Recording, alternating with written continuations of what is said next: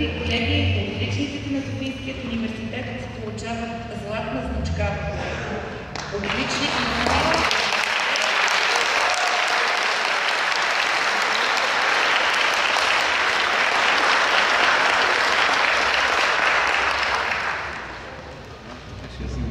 Да, думата на Бога е отличен също за кратко приветствие.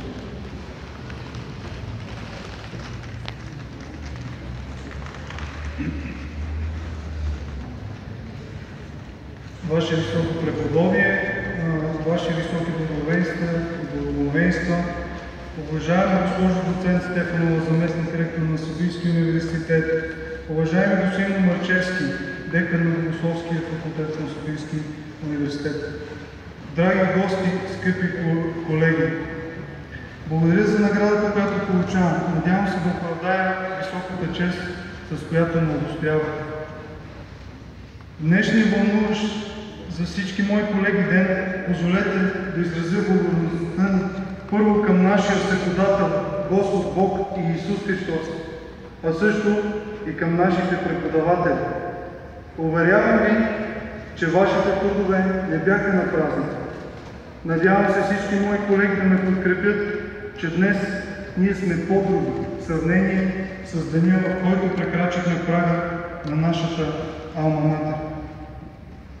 Няколко дни преди почитането паметта на свети Климент Охридски, патрон на Софийския университет, бих искал да си спомним с едно изречение за неговата свята личност, която е пример и образец за нас.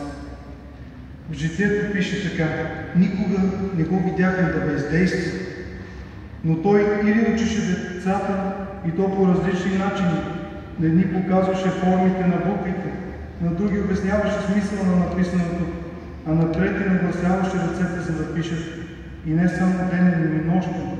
Или се отдаваше на молитва, или се занимаваше с четене, или пък пишеше книги, а понякога в едно и също време вършеше две работи.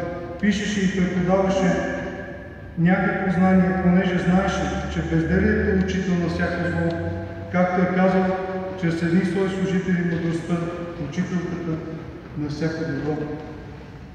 Като Климентови ученици и ние извървяхме път, който ни направи хора по-зрели и по-отговорни за бъдещите ни начинания.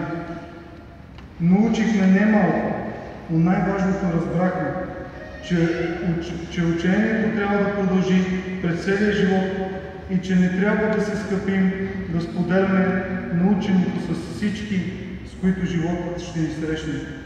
Тъкмо към това сме ни призвани вече като богослови, да откликнем на Божия призив: идете и научете всички народи, като ги кръщавате в името на Отца и Сина и Светия Дух, т.е.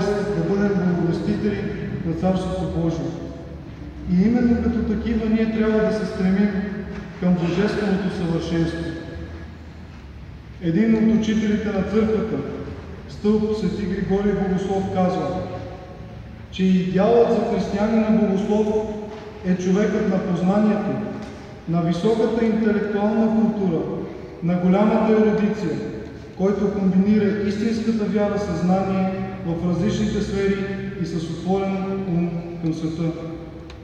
Защото разумът е този, който прави хората да приличат на Божествения логос. И това е така, защото богословието е не само наука. Богословието е откровение. Богословието е свидетелство в Христа. За нас богословието ще бъде служение и начин на живот. Това е особено важно днес, когато повечето неща от живота се остойностяват единствено с паричността и материалността.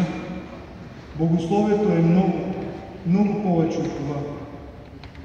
Богослов е онзи, който се моли. Богословът може да променя съдби, да гради личности, да спасява души, да води към едното потребно Бог. Заради всичко това, на което ни научихте, днес ви благодарим, че ни поведохте по пътя, по който надявам се мнозина от нас, дай Боже всички, ще вървим до края на живота си, независимо от какви трудности и изпитания ни предстоят. Благодаря ви за вниманието.